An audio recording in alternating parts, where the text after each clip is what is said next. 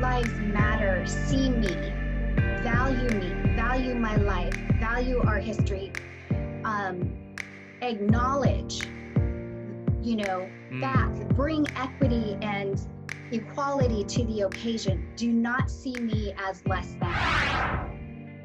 First of all, I want to thank you for doing this interview again, because we spoke, what was that, 2 months ago, maybe? No, it was probably just about a month ago. It was a month ago. It was right before George Floyd was murdered, I believe. Yeah, like 3 weeks. Well, yeah, you're right.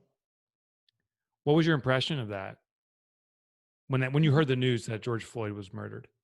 It was really hard for me. My impression was I was incredulous. It reminded me of I cannot remember the names. In Missouri, I don't remember who was murdered, but same thing, police brutality, and a black man was murdered. There was protests and unrest. Something's different this time. I mean, that's even funny for me saying that something's different. Clearly, something's very different this time. What's your thoughts? Why?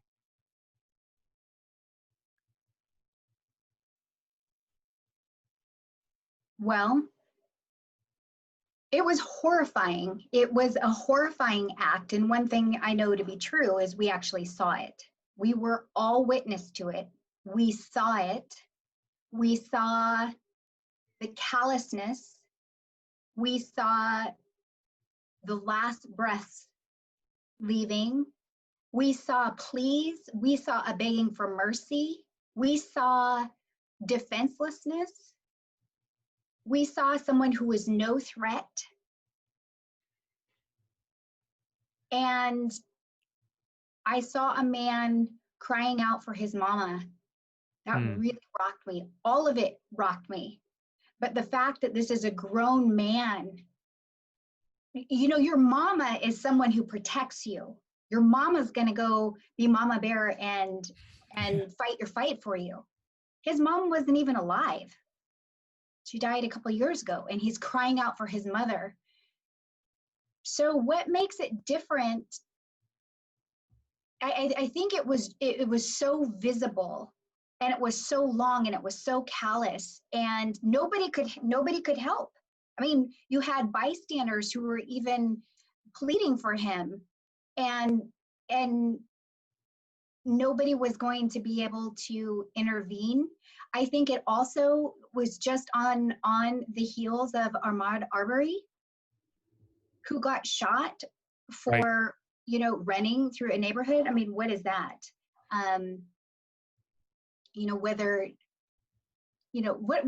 Regardless of what any of that backstory is, the point is this for me, whether you have a criminal record, whether you did some crime, you committed some crime, there is never any excuse, especially if you are not a threat and you are unarmed, right, to be shot and killed. Right. Or in George's murder, his case, to be murdered by the way he was. Yeah, not almost torturous. I wanted to bring you on because you and I met. We were in Seattle. We ended up sitting next to each other during dinner, and was just so impressed by, first of all, your entrepreneurial journey. I love entrepreneurs. You're my people. Thank you. But also your tactfulness around our conversation that night. Now, this goes back even further, and we were talking about race relationships. We're talking about racism, and you talked about with such specificity, but also consideration and thoughtfulness. And I thought that was unique. And so when we talked that prior interview, it was a totally different context than it was a day later, and that's why I wanted to bring you back on. Since this is a podcast and people can't necessarily see us, we do broadcast a video. Why don't you just tell me a little bit about yourself in your entrepreneurial journey, but also your ethnicity, and anything else you think that would be relevant, just to give context. Sure. So my dog, I'm just telling you, he's about to strike. Your, So what was it? His Pyrenees poodle? no, he's a Bernedoodle. A burn a He's a poodle. Bernedoodle. Yeah, But he's laid down. So it's part He's of massive the is what he is. reality of having kids and dogs and COVID and working from home. So thank you to anyone who's watching.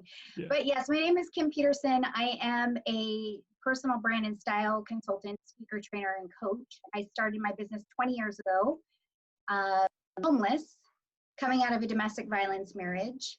And so I'm in my 20th year of business now, which is a great celebration for me. And as an entrepreneur, I typically work with entrepreneurs and leaders and emerging leaders who are wanting to really embrace their whole authentic selves, to step into their purpose and their potential, to bring their best selves to their work through the way they speak, through the way they look, through the way they engage in alignment with who they are, and in a way that makes, you know, the biggest impact for those folks that they serve. And you've experienced racism. Yes, absolutely. In the marketplace. Yes. So, and I want to know how you define your ethnicity, because I don't even know how it works anymore, honestly. I don't know if I'm white. I don't know if I'm American, European. Like, I don't even really know, except I think we can give ourselves a label. So I say I'm a white male, 48 years old, even though I look like I'm 44. How do you categorize yourself? Is that even the right word? Right. So, you know, we have to check boxes from time to time, but I am an African American woman. I'm a Black woman, and I'm mixed with Asian as well. So I'm actually 50% Asian, have a little bit of white, and also some Black. What's unique for me, as I was also adopted into a white family, so that adds a whole nother layer of things. So let's start there, right? So you're adopted into a white family. Does that already cause? I'm just trying to understand the racial divide, and the only thing I've come to conclude about myself is that I'm purely ignorant, or maybe worse, maybe I'm in denial. So I'm super curious, what does that mean from your experience to be adopted into a white family? Yeah, it's tricky because the reality is that prejudices, whether they're bias or unconscious bias, they exist. Prejudice exists, racism exists. So it was always tricky. This is about identity in great part. So for me, growing up in a white family, I never belonged, right? I didn't fit into the white community. Back in the early, I was born in 71. So, you know, you were born in 71? Me too. What month? July. September. Oh my gosh. I could be your older brother, just technically. Yeah, great. Yes. So, you know, being Black in a white family. But I take it back. I'm sorry. Younger brother. I just calculated it wrong. Younger brother. I'm sorry. Yeah, I'm your elder. Yeah, you're my elder. Okay. Sorry. You're telling a very important story and I interrupted, but I had to correct that. Okay. So you didn't belong. Right. Keep going. Right. So, and I grew up in a very homogenous city, Federal Way, Washington. So I was an outcast. I was a misfit. I was definitely teased and judged for a lot of reasons. Definitely, I was called bush monkey and nigganese. Those are things that cut to the core of who you are. And when you're a child, you don't know how to decipher that or think through that. You don't even have an established real sense of identity and self-esteem. So that was tricky. And, you know, in the Black community, I've been Black enough. So it was just really tricky to be me from any side. But I mean, so what do? You're left alone. You're ostracized. What do you do? Well, it's tricky, and for me, I also grew up in poverty, and really condemned housing from grades 4 to 12. My parents were divorced. I had a lot of rejection within the family that moved on anyway, and then I was a latchkey kid. So at this point, why also that's important is to show that there was sort of a breakdown in family structure as well. I didn't have mentors. I didn't have that kind of a system. So I was really trying to find my way where I fit. And I struggled with it quite candidly all the way until, college. I had my first Black boyfriend, and I felt worthy finally that, I was seen as Black enough, I guess, if you will, to have a Black boyfriend. But I really struggled with identity for many reasons, and racial identity being one, until well into my 20s, late 20s. So, And now one thing I I just feel, observed about you, besides pardon? that you're born in 71 and awesome, was you have just a beautiful soul. Like, you just captivated the room, in my opinion. The way you carried yourself and that dinner we're all having together, just magnetic. To come out of that circumstance of rejection, poverty, abandonment by your adopted family, like, why don't you just effing hate the world? I did. Oh, I did. And, because what happens is you have, whether it's issues of being judged or ostracized or excluded for the color of your skin, or poverty, or just not being a cool kid, or whatever, that hurts. And undealt with hurt leads to bitterness and anger. And anger left undealt with leads to all kinds of things, by the way. For me, I got bullied, but I was also a bully. mm-hmm. I had just a real chip on my shoulder when I was younger, and I had anger within my family, and it just everywhere. But here's the deal: is what I learned is that anger or lack of forgiveness is what happens, is it turns to bitterness, and then you kind of want to get even with people. And what I realized is that was destroying my life. And what I really wanted was peace of mind. What I really wanted was a place to belong. What I really wanted was to be seen and to be heard for who I was, and ultimately loved. That's what we're designed for. We are humans that are designed for relationship. And what I recognize is that wasn't getting me there. So I had to do some inner soul work. And it wasn't easy, because in order for me to do forgiveness work, Mike, I had to look at all of the pains and the levels of pain and the people who caused me pain, to include myself, in order to work through that and then forgive self and forgive others. It was a lot of work, and that was into my 30s. And yet it is the thing that has allowed me peace of mind. It's the thing that has allowed me to see people as having value and as of having worth, and also allows me to know that hurt people hurt other people. Hurt people hurt other people. So that's what's going on, right? I mean, I shouldn't say that's what's going on. That's going on for some people. Why do hurt people hurt other people?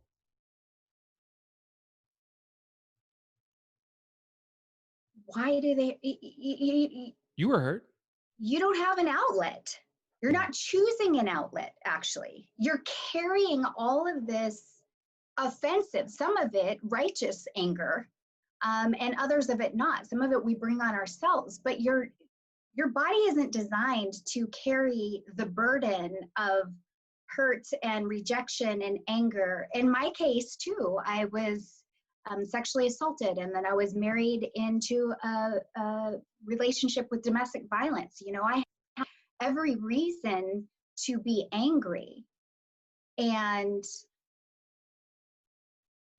if you don't have all of that, I mean, the science of forgiveness shows us that we have higher stress levels, that it leads to depression, it leads to a breakdown in our emotions, in our, in our mental capacities, our cognitive capacities. So why do we hurt other people? Because we're not designed to store all of that. Yeah. That's why it's absolutely imperative to do that work. Yeah. I don't know if it's a good analogy. So this is probably a horrible analogy, but it seems like, you walk down the street and every time you walk by a certain block, you get punched in the face over and over again. At a certain point, you're never going to walk down that street. It sounds like you were just getting hit, figuratively and also literally hit. I mean, I guess it's the human wiring that we just don't give up. But the way you impress me is that you're so willing to explore the hurt that you experienced, and you also are full of forgiveness. I just can't comprehend that shift. How is this an ongoing work? Do you work on it every single morning, every single night, and you're or did you see some kind of light? I still can't understand how it's wonderful, but how someone can make such a turn and be willing to even talk about it. Yes, so it is an ongoing work, number one. As a matter of fact, I just had a forgiveness breakthrough yesterday. You forgave me for interviewing you? Yeah. No, it's a great joy to be here with you today. But, what I learned, one of the things that I learned from the punctuation of George Floyd's murder and all of the unrest that has come forth from it, for the fight of racial justice is it was starting to trigger things for me that I thought I had already dealt with. What I realized is there was some residual things from some offenses that is why I started feeling uncomfortable and feeling all kinds of things, low energy and not able to quite figure out what was going on. So I just had a breakthrough yesterday. So what was it? Can you share? Well, I'll tell you, part of this movement, if you will, of Black Lives Matter. By the way, there are different layers of Black Lives Matter and an organization and other people, and I don't know all of this for facts to be able to articulate it holistically, but there's different breakoffs of all of that. But for me, when I say Black Lives Matter, what I'm talking about is Black Lives Matter, see me, value my life, value our history, acknowledge, facts, bring equity and equality to the occasion. Do not see me as less than. Right? Does this make sense? It does make sense. Yeah. It's funny. To your point, the hashtag Black Lives Matter can be, I think one interpretation could be Black lives didn't matter or don't matter, and just matter is one step up, but it's not equality. It's not equity, that white lives are the best lives. Like it didn't feel, this is my interpretation, right? And I'm actually scared that I'm saying this because I just don't know what the right words are. And my goal is not to offend. My goal is to learn and also be integral in my ignorance. And to me, that phrase doesn't sound like equality, but how you just positioned it, it does sound like it. Does that make sense? I think so. Can I ask you to hold one moment? Yeah. I just need to.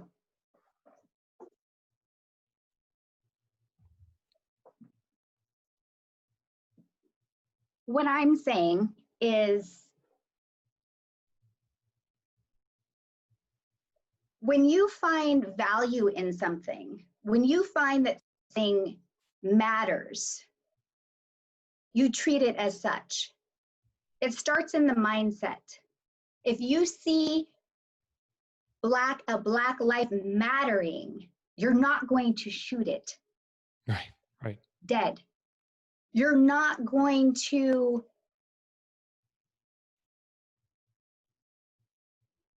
create systems and infrastructures to be oppressive and exclusive of.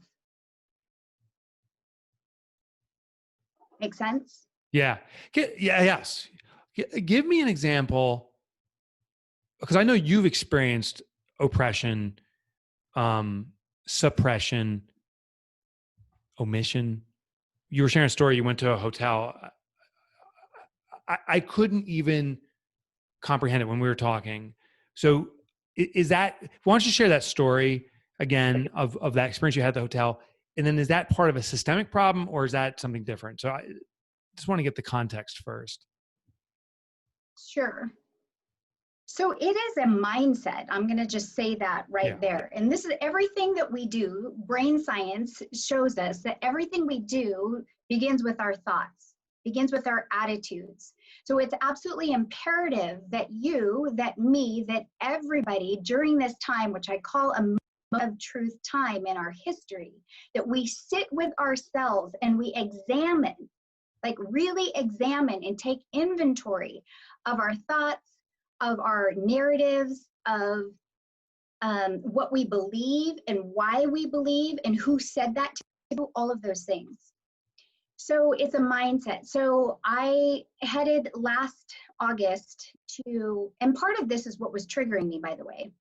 I headed last August to Mount Rainier here in Washington State, and it's further out south, small town, and I had made a reservation in the morning for myself and my dog, and got an email confirmation saying we're all good to go. So I headed out, and when I got there, I was very eager to arrive because I was driving through a mountain pass. It was dark, it was dusk, it was scary, and I was counting down miles and time, thinking I can't wait to get there. Yeah. Thank God I have a reservation. It's kind of like I'm going to be Oh, okay. yeah.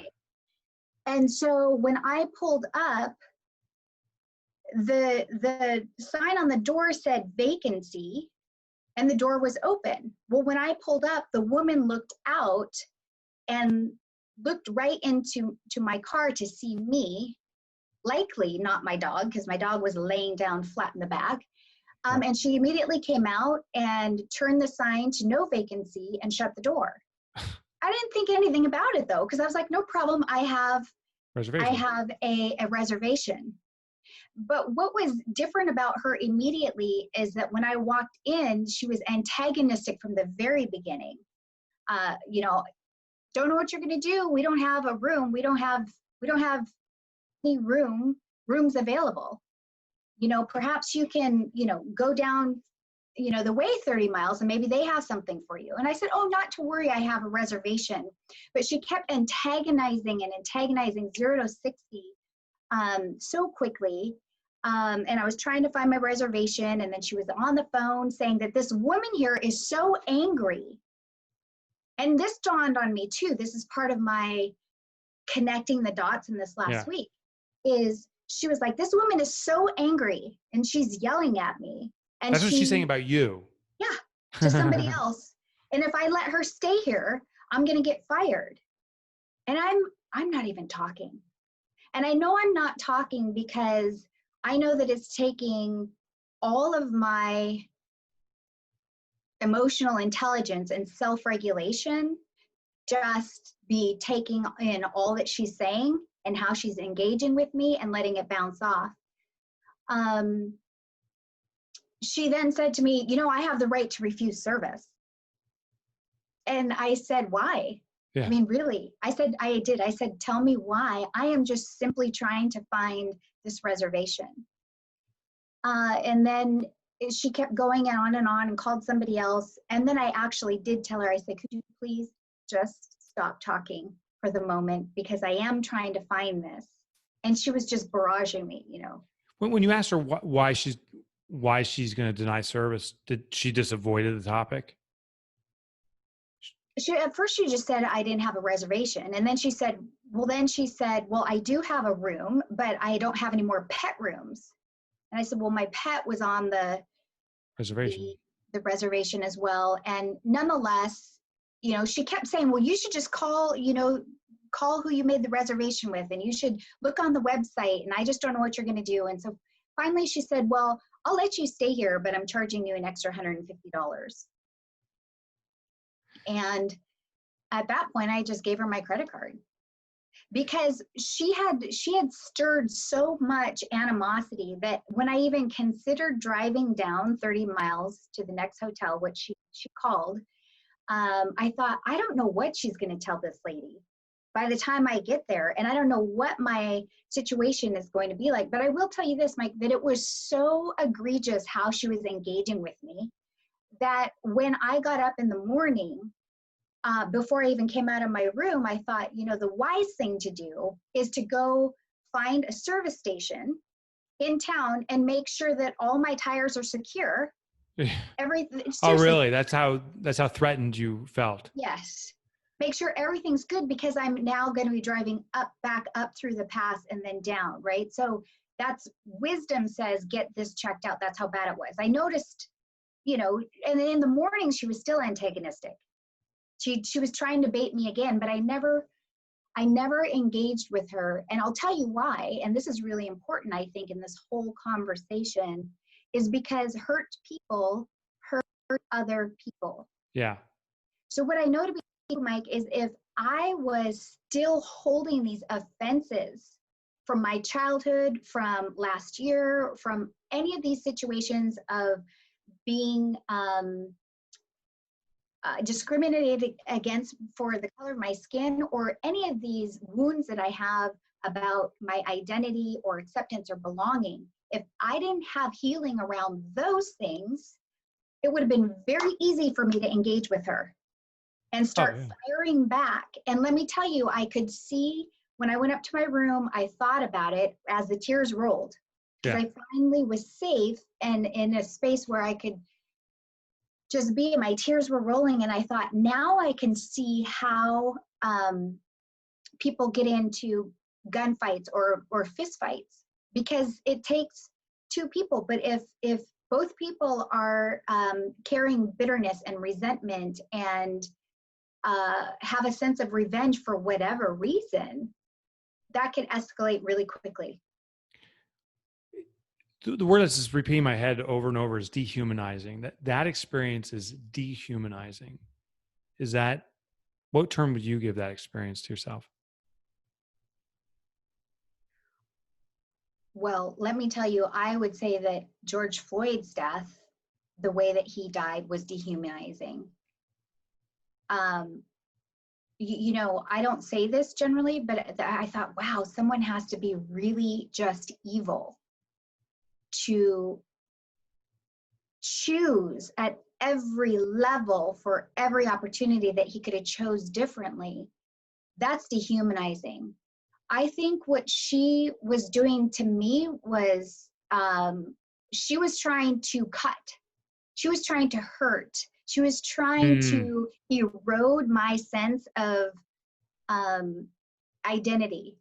There's no reason why. Listen, I got to show you this hat, by the way. This is the hat I was wearing. Yeah, I saw that before. The hat, peace, love, and faith. Yeah. So if my demeanor is showing up calmly, and even the words that I'm wearing are about positivity and faith and love, what are you doing? What are you doing, and why? Yeah. What do you think is the way to go about this healing or resolution, or I don't even know the words to use? Is it process? Like, how do we change the global mindset? Because I believe racism is a major problem in the US. I now have that at least awareness. I need to go through improvement myself. I think I know it's also a global problem. I was in Jamaica. I used to do a lot of work in Kingston. And I remember one day I was driving actually with a friend from Kingston over to Ochos Rios across the mountains. And she says, in Jamaica, the darker your skin is, the more prejudice against you. And the population is 95% a Black population. And she said there's racism among that community itself, again, just on skin color. What do we do to fix this? Right. So in order to fix it, there are several things that need to happen, but one is really we need policy reform for sure. In all throughout our infrastructure, education, prisons, corporate America, we need to take a look at what is happening, how are we oppressing all people of color and all marginalized people, actually. Right. But we have to take a look at it. We have to take a look at it with honesty, and with honesty and a good look at facts. And now, how is this happening, and what do we need to put in place to change this? Number one. But that's not going to happen. And I got to go back to the mindset. It's so important, right? Because you're going to have leaders at the table. You're going to have community leaders. You're going to have corporate leaders. You're going to have people in the boardrooms, etc. Those are all individual people that are like you and that are like me. And so it is our job individually, our job and our responsibility to challenge the false narratives, or challenge the narratives, and champion the truth. What do I really believe? What do I really believe about Kim Peterson? Yeah. What do I really believe about her story, and why she married an abusive man? Is it because it's Black culture? Or why is it that, fill in the blank, right? Get to the truth of it. By the way, who told you any story that you have?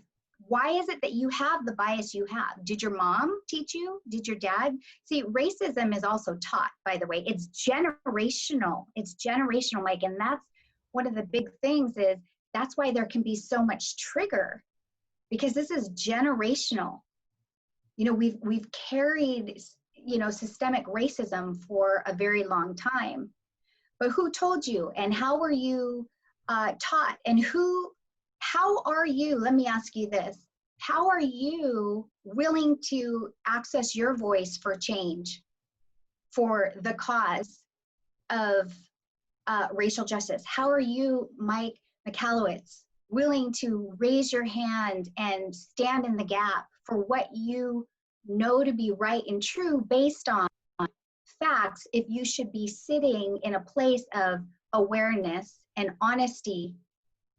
Listen, it is, even myself, I am in this place. I have been researching over this last month, and to look at facts is to acknowledge that this happened to you.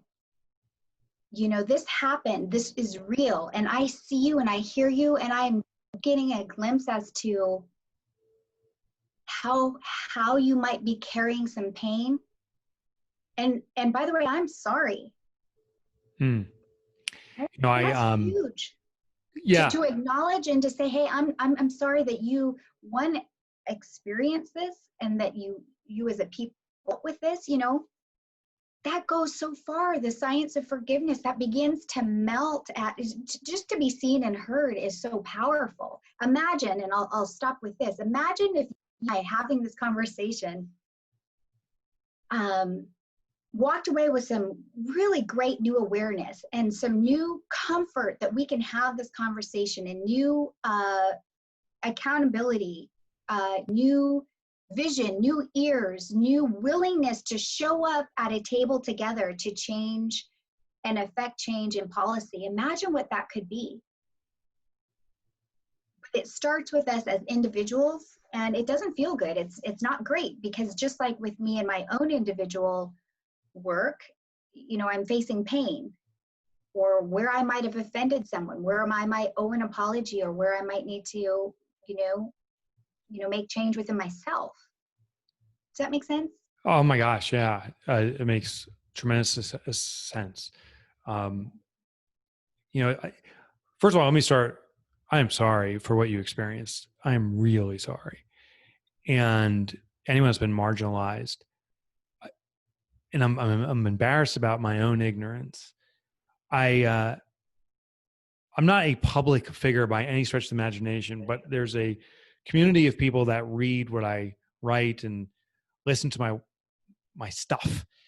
And after the George Floyd murder, I was asked, like, what's your stance? What's your stance? And I did not respond immediately because I didn't want to respond flippantly. So it took me about 10, 12 days afterwards to really be able to digest my thoughts. And my final conclusion, and I wrote and shared, was just the raw ignorance I have.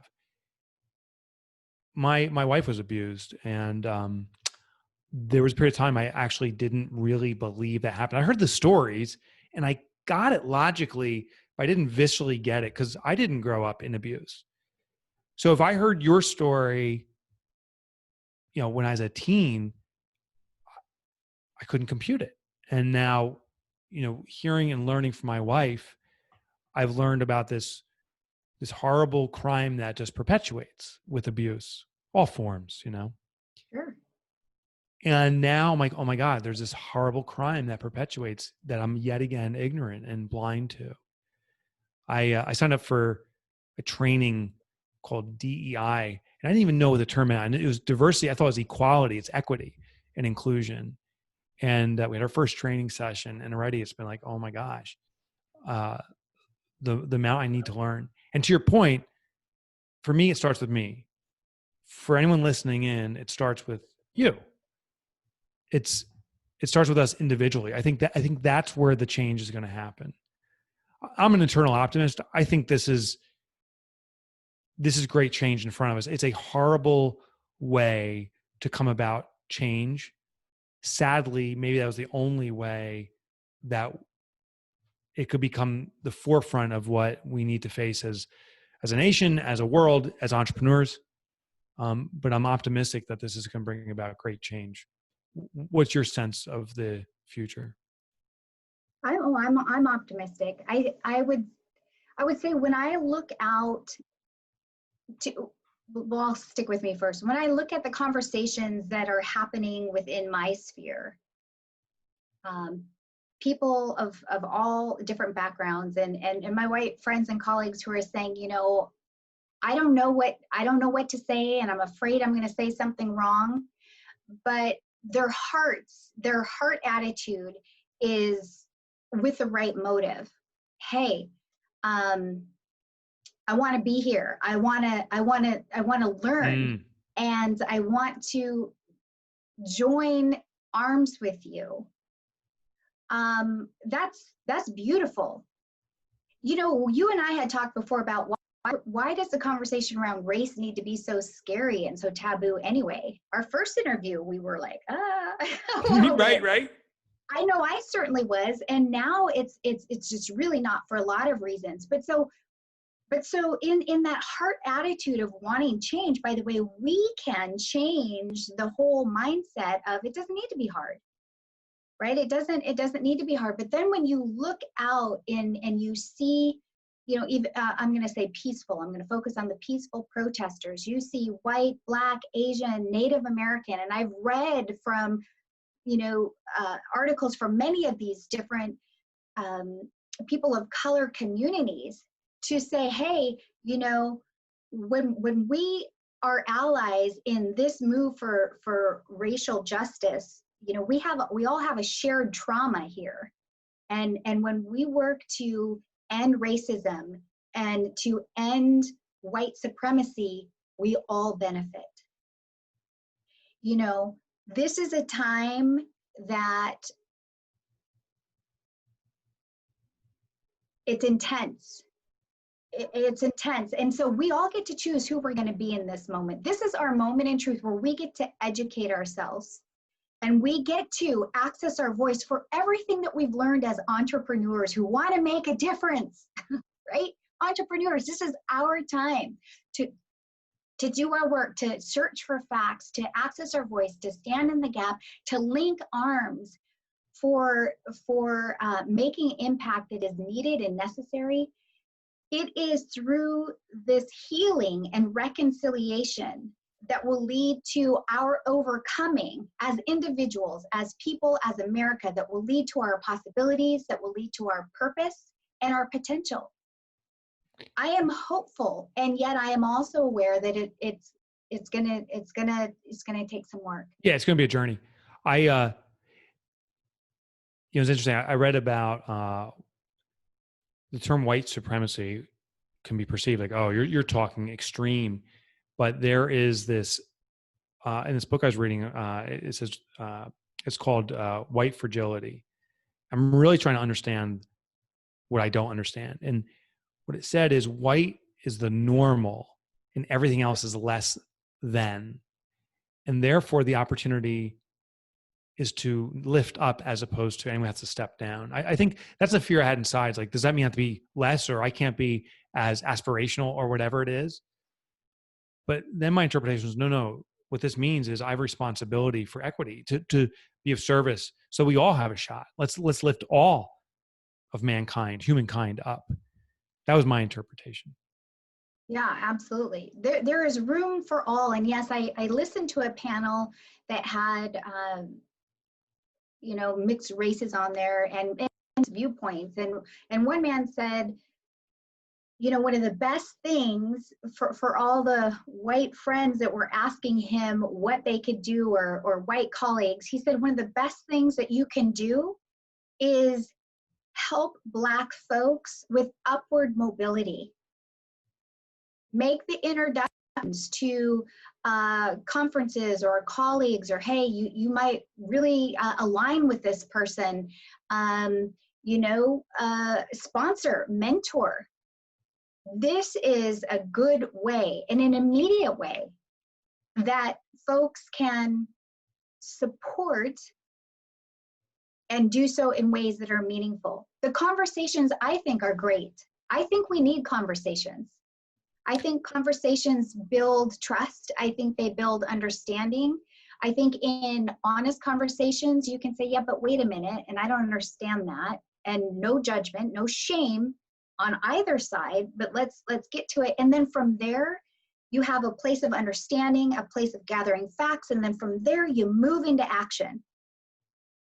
Right? But I believe there can be no shortcuts. But one of the easiest things is help folks with, become mobile, upward mobility. And it starts the conversation. I mean, that's what we just did here. Yeah. Kim, I'm honored that you could come on our show. I know we talked now half dozen times in preparation for this, and this isn't even necessarily what we said we'd be talking about per se, but it was the topic that needed to be tackled. Thank you for having the courage to share your story, because I know you're putting yourself at risk whenever we speak integrity. This is true for all of us. So thank you for that. And thank you for the work you're doing to support entrepreneurs of all types, elevate their business. Before I let you go, I'm sure people listening in want to learn more about the work you do in supporting entrepreneurs. Could you share a little bit about that and maybe a website or two? Sure. So again, the work that I really do, my work really intersects between identity, leadership, personal branding, wardrobe and appearance. It's all centered on authentic identity, helping you access your voice and bring your unique gifts to the world. You can find me at uniquelysavvy.com. I am very active almost daily on LinkedIn and other social media to provide tactical, practical tips and inspiration that you can put into action right now. And what I know to be true, Mike, is we are, the more healed and whole and integrated and authentic we are as individuals, the more we are going to be active as leaders and entrepreneurs in business and beyond, right? No question about it. Yeah. So that's what I'm all about. And do you have one moment for me to just share one last thought on Absolutely. thought? Absolutely. Okay. Folks, I'm telling you, Mike, when you asked me, hey, how did you had every right to be angry and to do this and that. I came across a poem by Frank Outlaw about 15 years ago, and it changed my life. It's coming to me. So I just want to share it with you. And again, remember that brain science says that every action, every choice that we take starts with our thinking, our mindset, our thoughts. So he says, watch your thoughts, for they become your words. Watch your words, for they become your actions. Watch your actions, for they become your habits. Watch your habits, for it becomes your character. Watch your character, for it becomes your destiny. And what I think is really important to realize is that we are individually empowered to watch our thoughts, to challenge those thoughts, to challenge those false narratives, and to seek after truth. And it's really that truth that will build the bridge in this area and, set us free. Kim Peterson, uniquely savvy. Thank you, my sister, for being here and sharing. I appreciate you tremendously. Absolutely. Thanks, Mike.